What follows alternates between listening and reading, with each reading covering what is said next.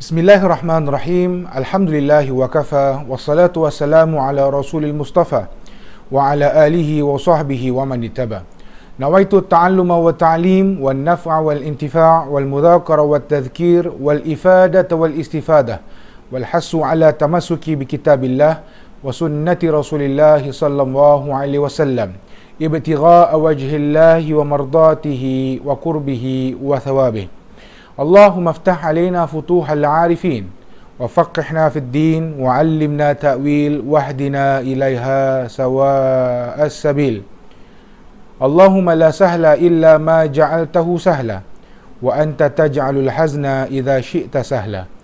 Allahumma ya kafiyal bala ikfinal bala qabla nuzulihi minas sama'.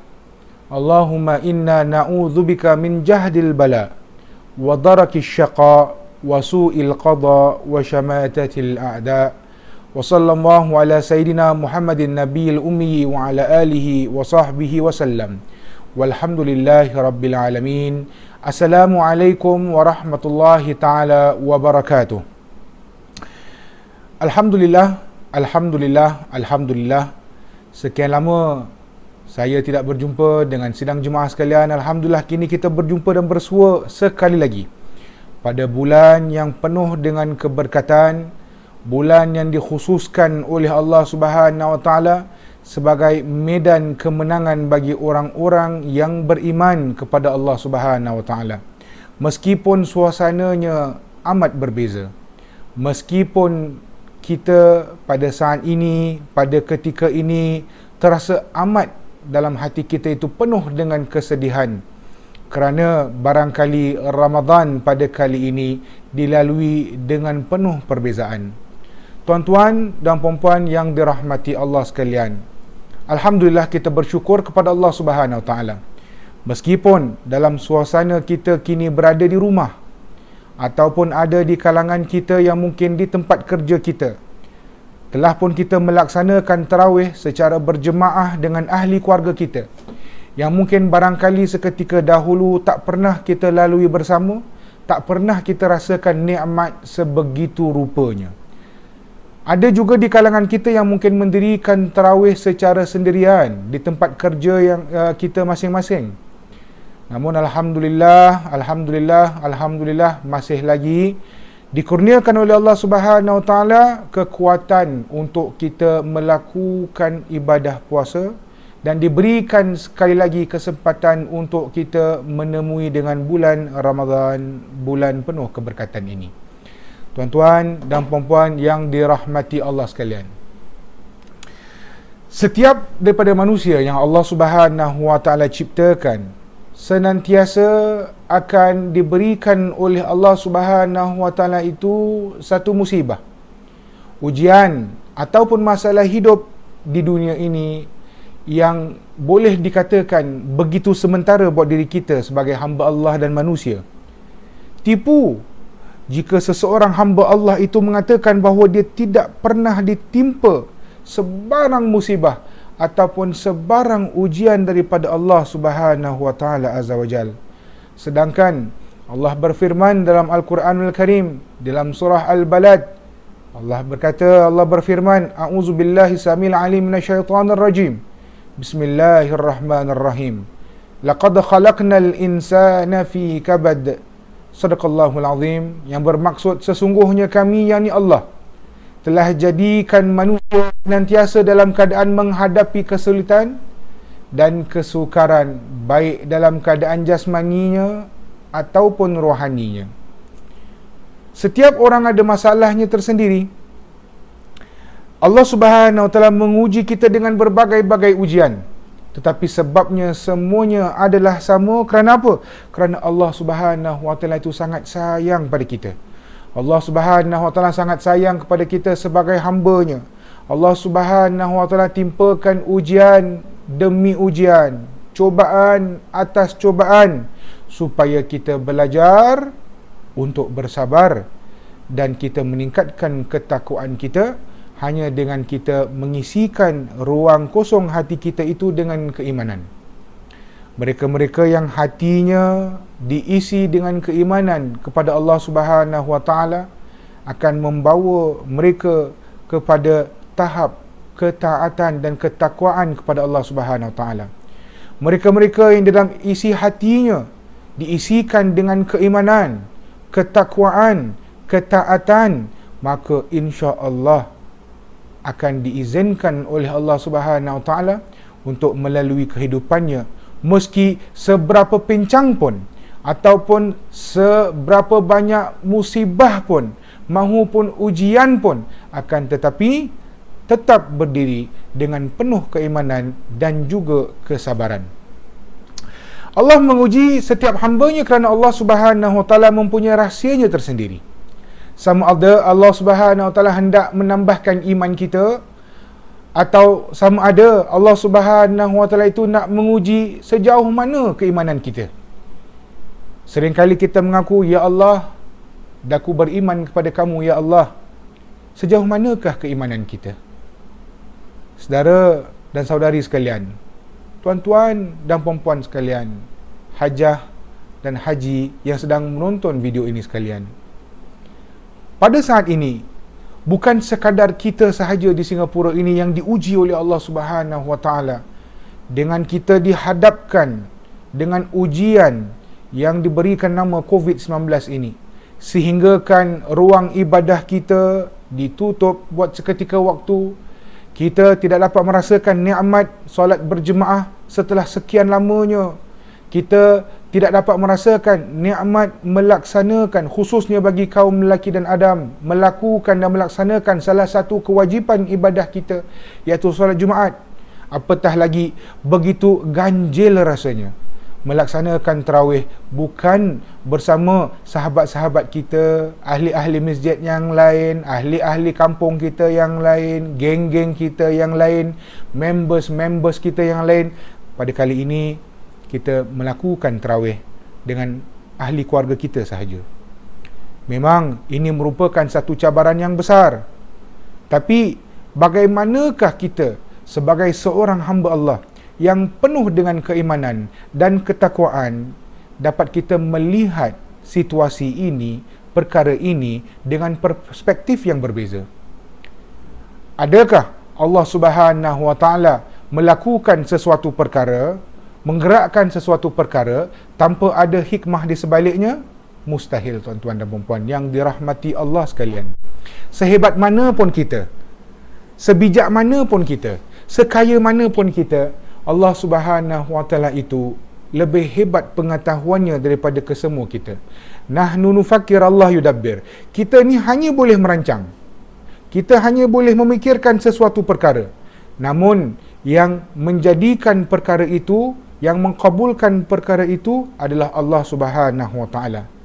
Jadinya ataupun tidak jadinya satu perkara itu hanyalah dengan izin Allah Subhanahu Wa Taala Azza wa Jal. Setiap ujian yang diberikan oleh Allah Subhanahu Wa Taala mengizinkan kita untuk membuka mata hati kita. Contoh, apabila kita melihat dengan mata hati, maka kita tidak hanya sekadar melihat sesuatu perkara dengan mata kasar kita. Guru saya selalu berkongsi, yang di mana berbunyi dalam bahasa Inggeris, change the way you look at things and the things you look at will change. Ubah cara kita melihat sesuatu perkara itu, dan apa yang kita lihat pastinya akan berubah. Apabila kita melihat sesuatu perkara dengan sekadar mata kasar, dengan pemikiran minda kita yang terbatas, contohnya dengan penutupan masjid itu, maka akan terhentilah ruang ibadah kita. Maka akan tersekatlah mungkin peluang kita untuk menambahkan amalan-amalan yang murni, amalan-amalan yang baik, amalan-amalan yang mendekatkan kita kepada Allah Subhanahu Wa Taala Azza wa Jal.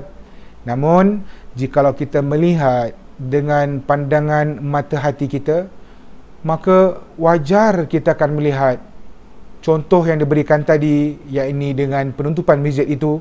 Meskipun masjid yang merupakan satu bangunan, satu binaan manusiawi, meskipun ia tempat kita berhimpun dan kita berkumpul dan kita melakukan ibadah religi kita, sesama dengan masyarakat, sesama dengan sahabat-sahabat kita, sanak saudara kita, ahli keluarga kita, meskipun kini masjid itu tertutup, jalan kepada Allah Subhanahu Wa Taala sentiasa terbuka. Meskipun ruang masjid itu tutup, namun ruang hati kita, insya-Allah kita doakan tidak akan pernah tertutup daripada Allah Subhanahu Wa Taala Azza wa Jal. Dan kita doakan bahkan agar Allah tidak menghilangkan dirinya daripada hati kita.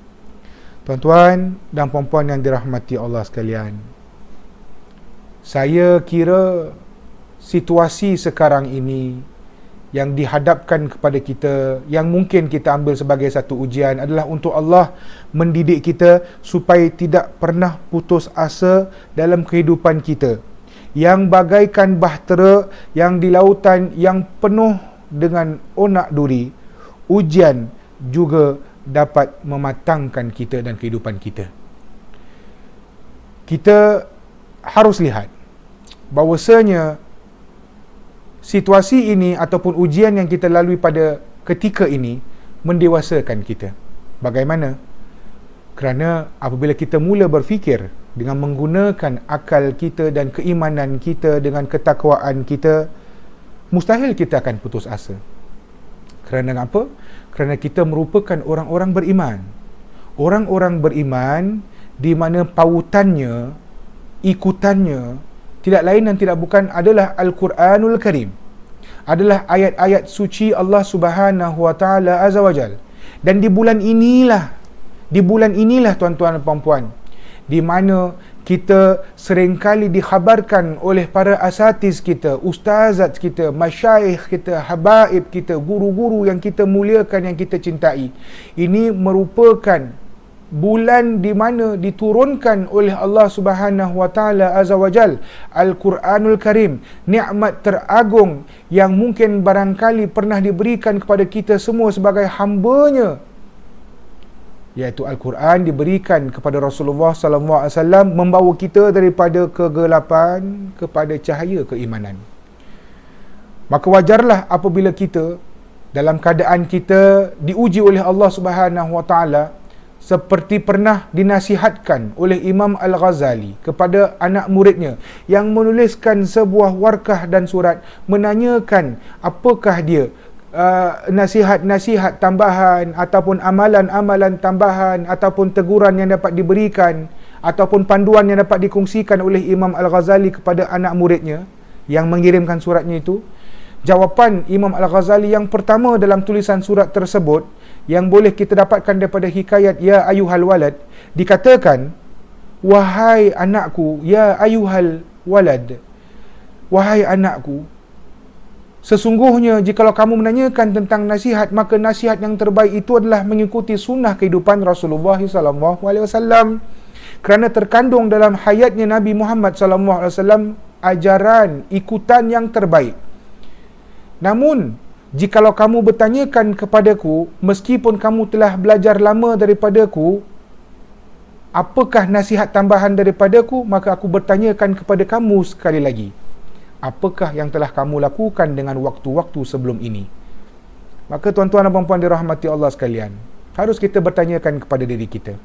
Dalam saat-saat seperti ini, ilmu-ilmu yang pernah kita raih daripada kuliah-kuliah di masjid, ataupun sejauh ini kuliah-kuliah yang dibawakan khas daripada para masajid dan juga para badan NGO ataupun badan kemasyarakatan yang lain melalui online platform daripada Facebook, Instagram dan sebagainya, maka wajarlah jikalau kita melihat kembali kepada bagaimana Rasulullah SAW menjalani kehidupannya. Rasulullah tak pernah berputus asa pada Allah Subhanahu Wa Taala. Dalam Al-Quranul Karim, Allah sebutkan ayat-ayat yang mengandungi wasiat ataupun nasihat tentang keimanan lebih daripada 160 kali. Ini menunjukkan bahawa peringatan kepada keimanan itu merupakan satu misi Islam, satu misi keagamaan, satu misi Rasulullah SAW untuk menyebarkan bahawasanya dengan keimanan itu, maka manusia akan jadi lebih terpandu, manusia akan menjadi lebih baik. Dengan keimanan itu kita akan faham bahawa iman itu ialah punca tenaga kita, tempat lahir segala-galanya yang kita perlukan dalam kehidupan kita. Iman itu yang seperti mana yang dikhabarkan dalam ayat-ayat suci Al-Quranul Karim dan oleh Rasulullah SAW, iman merupakan harta yang mengkayakan hati kita, di mana tanpa iman itu maka jatuh miskinlah kita. Iman merupakan satu kekuatan yang para manusia seperti kita ini mencari demi meneguhkan, menguatkan jiwa dan raga kita. Iman merupakan pendidikan yang akan menjadikan manusia berakhlak mulia dan berbudi tinggi. Iman seperti mana yang disebutkan oleh para ulama yang silam, yang diambil daripada hikmahnya Rasulullah SAW dan juga hikmahnya Allah Subhanahu Wa Taala, ialah iman seharusnya menjadi sahabat karib kita, kawan rapat kita, yang senantiasa ada bersama kita, baik waktu suka mahupun pada waktu yang duka. Iman seperti mana yang telah kita bincangkan, yang kita sembangkan, bentangkan, merupakan pembimbing yang akan memandu kita kepada kebahagiaan hidup yang kita harapkan. Saya yakin pasti kita semua nak bahagia, bukan? Kita semua mencari kebahagiaan di dunia ini dan juga kebahagiaan di akhirat nanti. Jikalau tidak, kenapa kita berdoa kepada Allah, Rabbana atina fid dunya hasanah wa fil akhirati hasanah wa qina azaban nar. Ya Allah, ya Tuhan kami, Kau berikanlah kepada kami kebaikan di dunia ini, dan Kau berikan jugalah kepada kami kebaikan di akhirat nanti. Kerana apa? Kerana imannya kita kepada Allah Subhanahu Wa Taala, percayanya kita kepada Allah Subhanahu Wa Taala, yang bahawasanya Allah itu bersama orang-orang yang beriman, orang-orang yang tidak pernah berputus asa, orang-orang yang mempunyai akhlak murni, orang-orang yang baik. Allah bersama dengan orang-orang yang seperti itu. Maka apabila Allah Subhanahu Wa Taala menjanjikan sesuatu perkara merupakan daripada nikmat-nikmat syurganya, maka Allah Subhanahu Wa Taala pasti akan memberikannya kepada kita. Cuma bagaimana kita ni nak melalui kehidupan kita dalam penuh dengan ujian ini? Maka tuan-tuan dan puan-puan dirahmati Allah sekalian, suka saya nak ingatkan bahawasanya sebagai seorang manusia, kita pasti ada emosi kita. Namun emosi yang kita rasa dalam hati kita, janganlah kita melayankan ianya sehingga bergelumang pemikiran kita, jatuh kita kepada rasa kecewa, gundah gelana dan akhirnya berputus asa. Orang yang beriman tidak mempunyai sifat-sifat seperti itu. Kerana apa? Kerana apabila kita mengikuti sunnah baginda besar Rasulullah SAW, kita akan kembali kepada nas yang pertama, ajakan yang pertama, nasihat yang pertama, iaitu Al-Quran Al-Karim. Allah berfirman dalam surah Al-Baqarah sebagai satu pautan untuk kita, satu kekuatan untuk kita. Janji Allah, la yukallifullahu nafsan illa wus'aha. Allah tidak akan memberati seseorang itu melainkan apa yang terdaya olehnya. Maka oleh kerana itu pada saat ini, jika kita rasa kecewa, maka kita lihatlah kepada pandangan alam yang begitu indah. Mungkin pada ketika ini, pada saat ini, kita masih belum lagi diizinkan keluar rumah untuk kita meninjau-ninjau keindahan alam. Namun tuan-tuan, kita ada satu teknologi yang hebat yang mungkin kita dah sering kali menggunakannya tapi kita tidak pernah mengingatkan akan ianya, iaitu teknologi internet kita. Carilah gambar-gambar indah ke arah-arah sungai, ke keindahan alam, gunung ganang. Kita menenangkan jiwa dan raga kita. Kita melihat bagaimana sungai itu, meskipun banyak berjuta-juta batu yang menghalang perjalanannya, tapi sungai itu tetap mengalir. Sungai itu kalau kita lihat banyak batu-batanya, tapi sungai tak pernah berkata, ya Allah, aku tak sanggup lagi lah nak mengalir lagi, ya Allah. Kerana apa? Banyak sangat batu-bata, ya Allah. Tak mampu aku nak melaluinya lagi, ya Allah. Maka oleh kerana itu, tuan-tuan dan puan-puan, apabila kita rasa kecewa, alihkan pandangan kita mungkin kepada sesuatu keindahan Allah Subhanahu Wa Taala. Yang keduanya, jika kita rasa gundah dan gulana, alihkan pandangan kita, mungkin kita lihat, kita cari gambar laut, kita lihat, Masya Allah, cantiknya laut tu, birunya laut tu, tenang laut tu.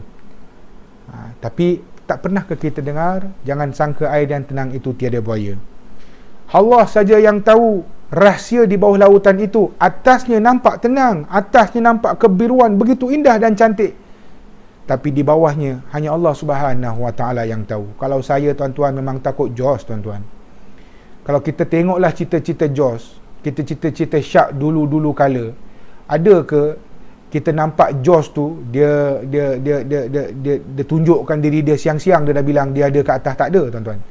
Tiba-tiba dia muncul daripada bawah. Kita tengok kadang-kadang cerita dokumentari buaya tu, dia baham daripada bawah. Sama juga dengan kehidupan manusia, tuan-tuan. Riang dan ketawa di luarnya, tetapi hanya Allah saja yang tahu dalaman kita. Orang tak tahu. Allah tahu. Sebagaimana Allah tahu rahsia laut tadi tu, bagaimana Allah tahu rahsia sungai tadi tu, begitu juga Allah Subhanahu Wa Taala tahu rahsia kehidupan kita. Nah, jikalau Allah tahu rahsia kehidupan kita, kenapa tidak kepada Allah kita kembalikan segala perasaan kita, ngomelan kita, omongan kita, doa kita, harapan kita dan sebagainya? Untung mereka-mereka yang diberikan ujian oleh Allah Subhanahu Wa Taala. Kerana apa? Kerana ini satu petanda yang Allah Subhanahu Wa Taala mencintainya.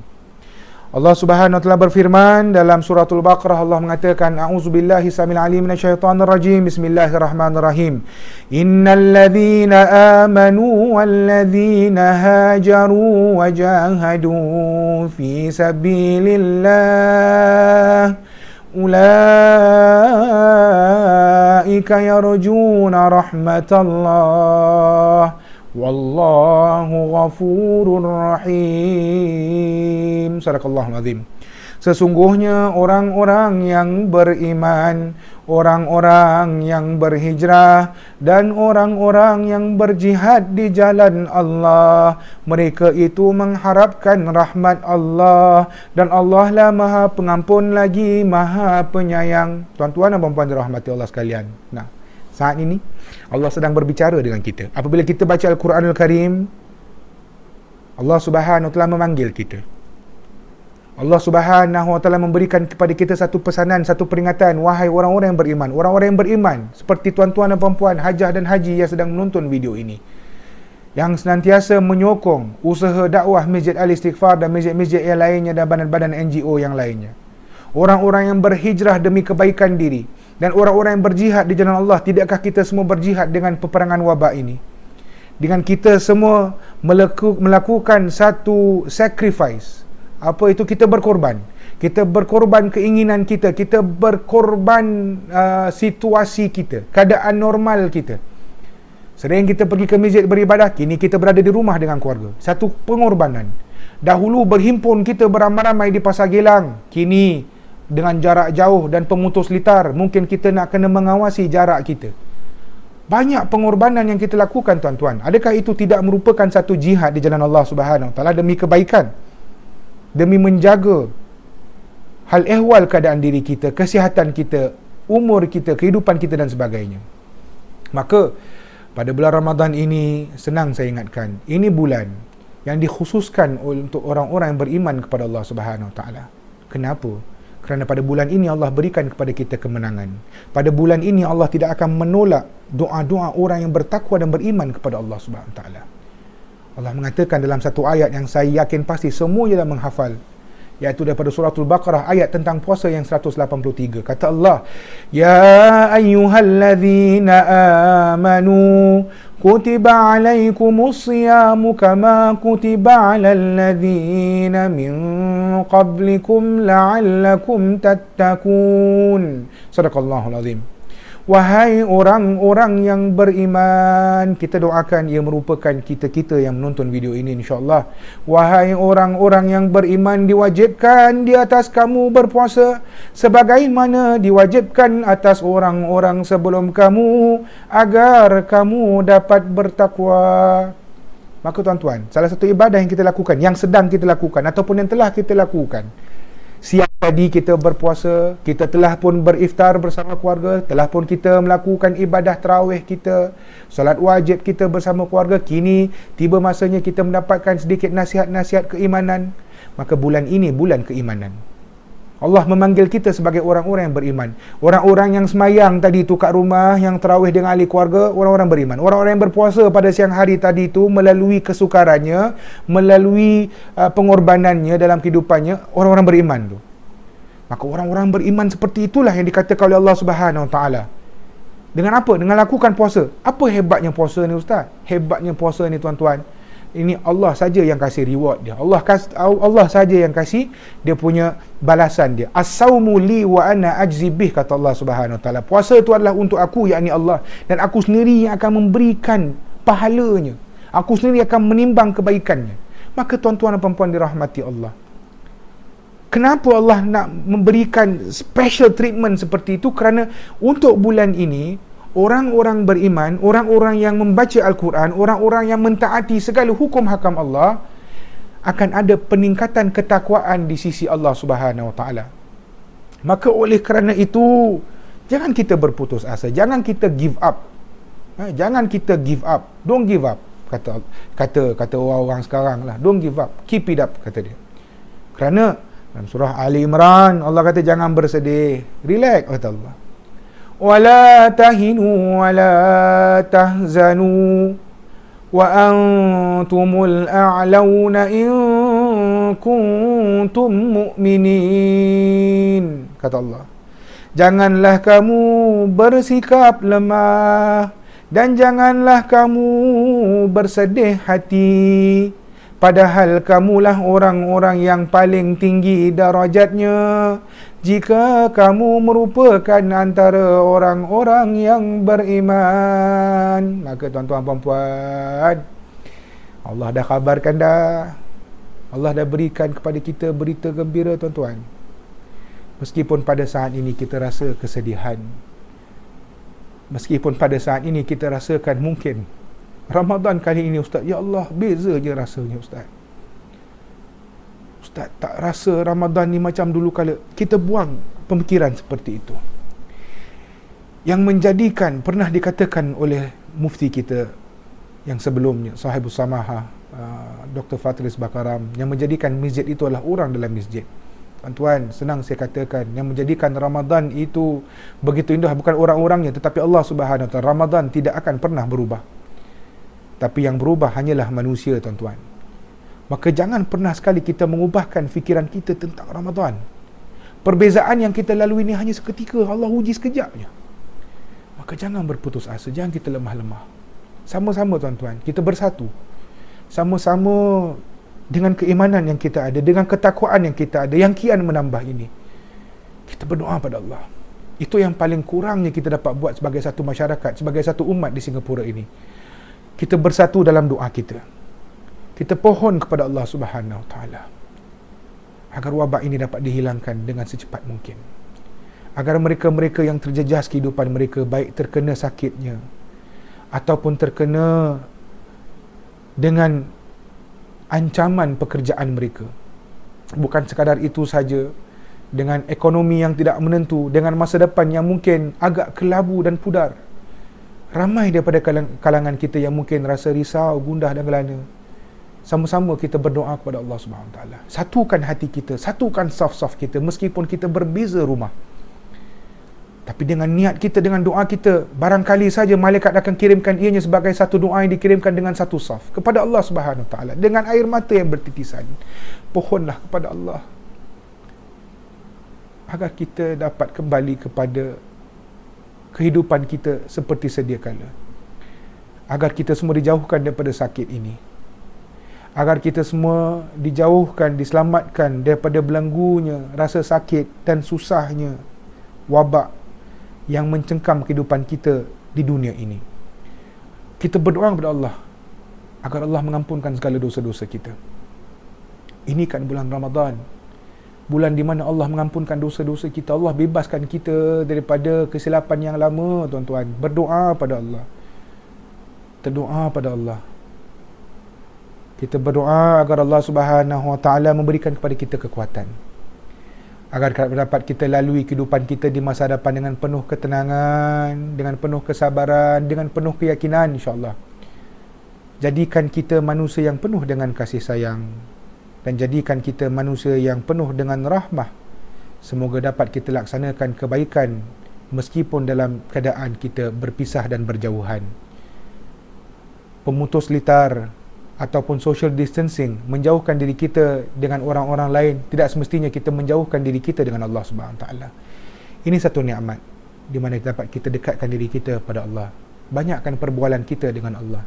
Banyakkan kita berhubungan dengan Allah Subhanahu Taala. Saya doakan agar Ramadan kali ini semestinya insya-Allah dan sudah pastinya akan membawa perubahan diri untuk kita semua.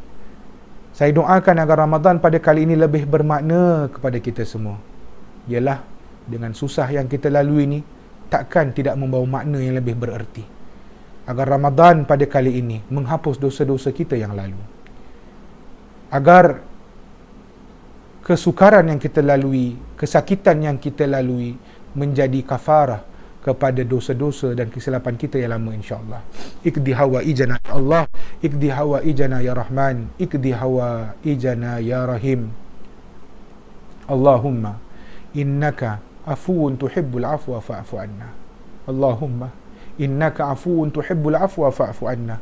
Allahumma innaka afuwun tuhibbul afwa fa'fu anna ya Karim. Ya Allah, Engkaulah yang maha pengampun dan Kau suka mengampuni, ya Allah. Maka dalam bulan yang penuh dengan keberkatan, bulan Al-Quran, bulan keimanan, Kau ampunkanlah dosa kita semua, ya Allah. Sehingga kita dapat berjumpa lagi, sahabat-sahabat sekalian. Aqulu qawli hadha wa astaghfirullahal azim li wa lakum. Assalamualaikum warahmatullahi taala wabarakatuh.